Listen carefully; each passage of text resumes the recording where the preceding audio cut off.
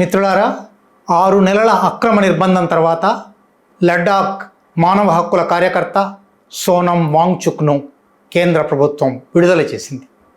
హడావిడిగా హఠాత్తుగా మార్చి 14 శనివారం నాడు ఆయన నిర్బంధాన్ని ఉపసంహరించుకుంటూ ఆయనను విడుదల చేసింది. ఇంత హడావిడిగా ఈ విడుదల ఎందుకు చేయవలసి వచ్చింది? అసలు ఆయన నిర్బంధంలో ఎందుకు పెట్టవలసి వచ్చింది? సోనం వాంగ్చుక్ ఎవరు? 2025 సెప్టెంబర్ 24న లడ్డాఖ్లోని విద్యార్థి యువజనులు లడ్డాఖ్ ప్రజల హక్కుల కోసం, లడ్డాఖ్ ప్రజలకు కేంద్ర ప్రభుత్వం ఇచ్చిన హామీలను, వాగ్దానాలను నెరవేర్చకపోవడంతో విద్యార్థి యువజనుల తిరుగుబాటు ప్రారంభమైంది. లడ్డాఖ్ స్వతంత్ర ప్రతిపత్తి కోసం, లడ్డాఖ్ను జమ్మూ కాశ్మీర్ రాష్ట్రాన్ని కేంద్రపాలిత ప్రాంతంగా మార్చినప్పుడు, ఆర్టికల్ 370 రద్దు చేసినప్పుడు లడ్డాఖ్ ప్రాంతానికి ఇచ్చిన హామీలను వేటిని నెరవేర్చని స్థితిలో 5 సంవత్సరాల సుదీర్ఘ పోరాటం, ఢిల్లీకి వచ్చి నిరసన ప్రదర్శనలు, ధర్నాలు జరపడం దాకా అనేక రకాల నిరసన ప్రకటించి చిట్ట చివరికి 2025 సెప్టెంబర్ 24న లడ్డాఖ్లో విద్యార్థి యువజనుల తిరుగుబాటు ప్రారంభమైంది. ఆ తిరుగుబాటుకు నేరుగా సంబంధం ఉన్నదని రుజువు లేకపోయినా అంతకాలంగా లడ్డాఖ్ ప్రజల ఆకాంక్షలను ప్రతిఫలిస్తున్న ప్రపంచానికి చెప్తూ ఉన్న వ్యక్తిగా, అక్కడ స్థానిక పరిశోధకుడుగా, పర్యావరణవేత్తగా, మానవ హక్కుల కార్యకర్తగా ఉన్న సోనం వాంగ్చుక్ను కేంద్ర ప్రభుత్వం సెప్టెంబర్ 26న నేషనల్ సెక్యూరిటీ యాక్ట్, జాతీయ భద్రతా చట్టం కింద నిర్బంధంలోకి తీసుకుంది. దీన్ని అరెస్ట్ అనడానికి వీల్లేదు. ఇది ప్రివెంటివ్ డిటెన్షన్, ముందస్తు నిర్బంధం. అంటే ఈయన బయట బహిరంగ ప్రజా జీవితంలో ఉంటే ప్రజా భద్రతకు భంగం వాటిల్లుతుంది, అందువల్ల ఆందోళనలు జరుగుతాయి, కనుక ఆందోళనలను అరికట్టడానికి నిర్బంధంలో పెట్టాలి అని జాతీయ భద్రతా చట్టంలో ఒక సెక్షన్ ఇచ్చిన అధికారాలను వాడుకొని ఆయనను సెప్టెంబర్ 26న నిర్బంధంలోకి తీసుకున్నారు.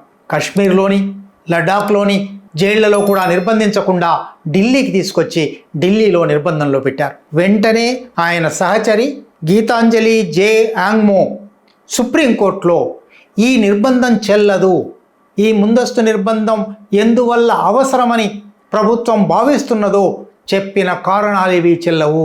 ఒక పెన్ డ్రైవ్ ఇచ్చారు, ఈ పెన్ డ్రైవ్లో అందుకు కారణాలు ఉన్నాయన్నారు, ఆ కారణాలు ఎంత మాత్రము చెల్లేవి కాదు, కనుక ఈ నిర్బంధాన్ని అక్రమ నిర్బంధంగా ప్రకటించండి అని ఆమె ఒక హెబియస్ కార్పస్ పిటిషన్ సుప్రీంకోర్టులో వేశారు. సెప్టెంబర్ 26న అరెస్ట్ అయితే హెబియస్ కార్పస్ పిటిషన్ ఆ తర్వాత 2-3 రోజులకు వేశారు.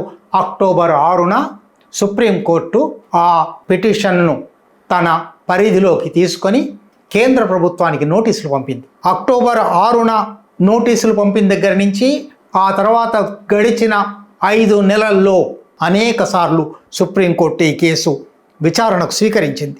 ఈ క్రమంలో సుప్రీంకోర్టు న్యాయమూర్తులు ఈ ముందస్తు నిర్బంధం చెల్లుతుందా చెల్లదా, ఈ ముందస్తు నిర్బంధానికి చూపిన కారణాలు సహేతుకమైనవి అవునా కాదా అని అనేక వ్యాఖ్యలు చేశారు. అయితే ఎప్పుడైనా న్యాయస్థానంలో విచారణ జరుగుతున్నప్పుడు న్యాయమూర్తులు చేసే మౌఖిక వ్యాఖ్యలకు పెద్ద ప్రాధాన్యత ఉండదు. చిట్ట చివరికి మార్చ్ 10న ఇక ఎక్కువ వాయిదాలు వేయము, ఇంకా చివరి వాయిదా మార్చి 17న దీని మీద 2 వైపుల వాదనలు పూర్తిగా విని తీర్పు చెప్పేస్తాము అని న్యాయమూర్తులు ఒక సూచన చేశారు. మార్చి 10న ఈ సూచన వచ్చింది. మార్చి 17న చివరి వాయిదా విచారణ జరగవలసి ఉంది. మార్చి 14న శనివారం నాడు విడుదల చేశారు. మంగళవారం నాడు తుది విచారణ జరగవలసి ఉండగా శనివారం నాడు విడుదల చేశారు. నిర్బంధాన్ని ఉపసంహరించుకున్నారు. జాతీయ భద్రతా చట్టంలో ఎట్లా ముందస్తు నిర్బంధానికి అవకాశం ఉందో అట్లాగే ముందస్తు నిర్బంధాన్ని ఏ సమయంలోనైనా వెనక్కి తీసుకునే, ఉపసంహరించుకునే అవకాశాన్ని కూడా సెక్షన్ 14 ఇస్తుంది. కేంద్ర ప్రభుత్వానికి నిర్బంధంలోకి తీసుకునే అధికారము ఉంది, నిర్బంధాన్ని ఉపసంహరించుకునే అధికారము ఉంది. కనుక ఇది అధికారాల సమస్య కాదు. సమస్య అసలు ఆ నిర్బంధం చెల్లుతుందా? ఇవాళ గీతాంజలి జే యాంగ్మో వేసిన పిటిషన్ మీద విచారణలో రేపు సుప్రీంకోర్టులో మంగళవారం నాడు ఈ విచారణ రాగానే ఆయనను విడుదల చేశాము, కాబట్టి ఈ కేసు ఇప్పుడు ఆధారమే లేదు కనుక ఈ కేసును కొట్టేయండి అని కేంద్ర ప్రభుత్వం అడుగుతుంది. ఇన్ఫ్రక్చువస్ అంటారు, అంటే దీనికి మూలమైన ఆధారమైన కేసు లేదు కనుక ఈ కేసును విననక్కర్లేదు అని అనడానికి మాత్రమే కేంద్ర ప్రభుత్వం హడావుడిగా ఈ విడుదల చేసింది. అయితే దేశంలో ఎవరినైనా ఎప్పుడైనా ఎక్కడైనా నిర్బంధంలోకి తీసుకొని వీరు బయట ఉంటే ప్రజా భద్రతకు భంగం వాటిల్లుతుంది కాబట్టి లోపల తీసుకుంటున్నాము అని 3 నెలల్లో 6 నెలల్లో 10 నెలల్లో 12 నెలల్లో జాతీయ భద్రతా చట్టం కింద గరిష్ట పరిమితి 12 నెలలు 12 నెలల వరకు నిర్బంధించి ఆ తర్వాత వారిని విడుదల చేసి నిర్బంధం ఉపసంహరించుకొని కాబట్టి దీని మీద విచారణ జరపడానికి లేదు అని కేంద్ర ప్రభుత్వం అనవచ్చునా? ఇది కేవలం సాంకేతికంగా నిర్బంధంలో పెట్టుకోవడమా, సాంకేతికంగా విడుదల చేయడమా, లేక ఇంకా లోతైన అంశాలు ఇమిడి ఉన్నాయా? ఇప్పుడు మంగళవారం నాడు ఇది విచారణకు వచ్చినప్పుడు సుప్రీంకోర్టు ఆ లోతుల్లోకి వెళ్తుందా, లేక ప్రభుత్వ న్యాయవాది లేచి ఇది ఇన్ఫ్రక్చువస్ అయిపోయింది వినకండి విచారణ జరపకండి అంటే మౌనంగా ఉండిపోతుందా? ప్రధానమైన అంశం ఏమంటే నిర్బంధం చట్టబద్ధంగా జరిగిందా లేదా, నిర్బంధం సహేతుకమైన కారణాలతో జరిగిందా లేదా, ఇట్లా ముందస్తు నిర్బంధాన్ని దుర్వినియోగం చేయవచ్చునా? సోనం వాంగ్చుక్ ప్రపంచమంతా తెలిసిన ఒక పర్యావరణవేత్త. అత్యంత సున్నితమైన హిమాలయ ప్రాంతంలోని పర్యావరణాన్ని రక్షించడానికి, ఆ పర్యావరణ సంరక్షణను అభివృద్ధి చేయడానికి అనేక అన్వేషణలు చేస్తున్న వ్యక్తి. ఆయన అరెస్టు, ఆయన నిర్బంధం ప్రపంచవ్యాప్తంగా ప్రచారంలోకి వచ్చింది. ఇవాళ ఆయనను హఠాత్తుగా విడుదల చేసినందువల్ల ఆయన నిర్బంధం చట్టబద్ధమైపోతుందా? ఇది ఇవాళ చర్చించవలసిన విషయం. కేసు రద్దవుతుందా?